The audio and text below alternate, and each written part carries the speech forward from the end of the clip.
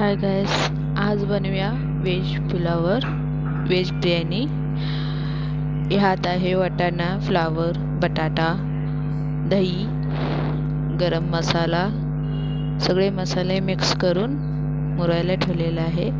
फोडणीसाठी तूप, बिर्याणी मसाला, थोडेसे खडे मसाले, हे सगळे खडे मसाले, कांदा, टमाटा, आलं, मिरची, लसूण, कढीपत्ता। टोप गरम करायला ठेवूया।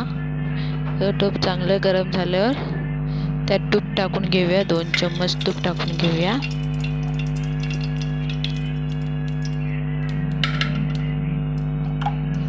तुपामध्ये थोडंसं तेल टाकून घेऊया आणि अर्धा तेजपत्ता, गरम मसाले, खडे मसाले टाकलेला आहे।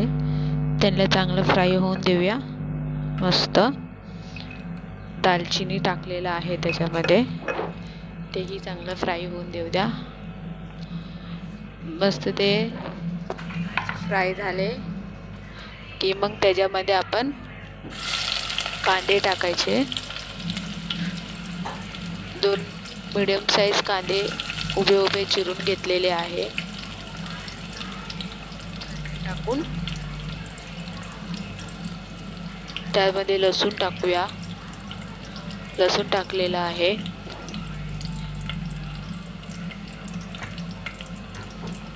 आलं, त्याच्यामध्ये आलं टाकून उभे उभे चिरून घेतले आलेला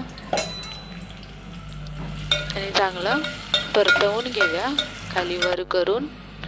हे बघा, चांगलं परतवून घेतले। त्याच्यामध्ये मिरची टाकली आहे, अर्धा टमाटर टाकलेला आहे, पण दही आहे म्हणून थोडंसंच टमाटर टाकलंय। टमाटर टाकून घेऊन चांगलं हलवून घेऊया। टमाट्याला सुद्धा मस्त चांगलं हलवून घेऊया।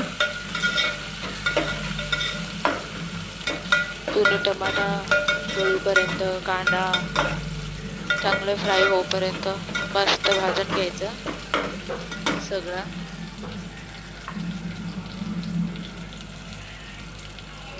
तेल सुटूपर्यंत सगळं भाजलेलं आहे। त्यात मीठ टाकूया अर्धा चम्मच, कारण की ग्रेव्हीमध्ये पण मी मीठ टाकलेलं आहे। हळद अर्धा चम्मच, लाल तिखट आणि बिर्याणी मसाला, हे सगळं टाकून चांगलं हलवून घेऊया। एकजीव करून घेऊ सगळं काही। तसं की बघा, मस्त चांगलं हलवून घेतलेलं आहे। छान सुगंध येते। आता त्यामध्ये ही मिक्स भाजी घालून घेऊया। जो बिर्याणीसाठी ग्रेव्ही बनवून ठेवले होते त्याची भाजी कच्चीच आहे। थोडंसं वर खाली करून मसाल्यामध्ये चांगलं हलवून घेऊया, ढवळून घेऊया चांगलं।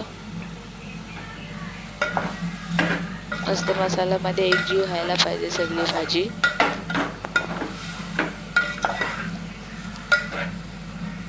हलवत राहायचं, 5-10 मिनिटं हलवून घेऊया मस्त। आता त्याच्यामध्ये भात टाकून भातालाही चांगलं हलवून घेऊया वर खाली करून।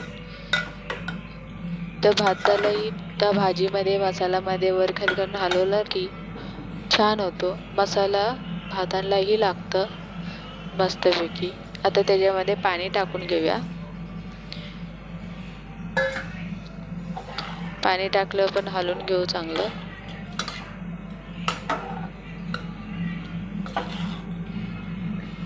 छान भाजून घेऊ, टाकून वाफवून घेऊया थोडीशी उकळी येऊपर्यंत। पूर्ण थोडं पाणी टाकलेलं आहे, मला पाणी कमी वाटलं म्हणून मी पाणी टाकली आहे। ते भाजीला भाताला उकळी आलेली आहे मस्त। थोडंसं हलवून घेऊ वर खाली करून,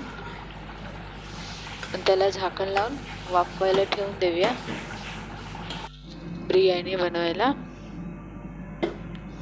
हे बघा, बिर्याणी आता पूर्णपणे तयार झालेला आहे. हा बघा, दिसतं की नाही मस्त. वरून कोथिंबीर टाकूया आणि वरून तूप टाकून घेऊया 1 चम्मच. कशी वाटते ही बिर्याणी मला नक्की सांगा. माझ्या चॅनलला लाईक करा, शेअर करा, बेल आयकॉनला क्लिक करा. जो मी रेसिपी टाकेल ते तुम्हाला येईल. कसं वाटतंय मला कमेंटमध्ये नक्की लिहून सांगा. काय वाटतं बिर्याणी कशी झालेली आहे. Thank you guys. Bye bye guys.